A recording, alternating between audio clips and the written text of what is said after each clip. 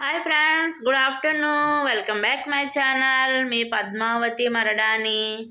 ఇవాళ వచ్చేసి ఏం స్పెషల్ చేశానంటే చూపిస్తారండి. వామ్ రైస్ చేశాను. సింపుల్గా కర్రీ ఏం చేయకుండా మా పిల్లోడు అడిగాడు అనమాట ఇవాళ, ఇద్దరు పాప బాబు, అందుకని వామ్ రైస్ చేశాను.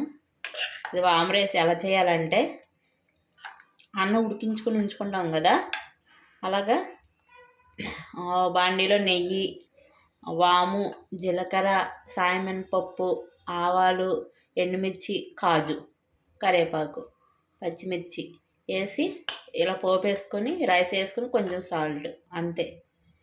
వామ్ రైస్ రెడీ. సూపర్ టేస్ట్ ఉంటుంది అన్నమాట. ఇంకా దీనిలో కాంబినేషను వడియాలు, ఇదేమో లస్సీ అనమాట. వామ్ రైస్ పెడుతున్నాం కదా, పంచదార వేసి పెరుగులో ఇలా తీసుకెళ్తాం అనమాట లంచ్ బాక్స్ పిల్లలకి. ఇది మా ఇంట్లో టుడే స్పెషల్. మీ ఇంట్లో స్పెషల్ అంటే కామెంట్ చేయండి ఫ్రెండ్స్. Bye bye.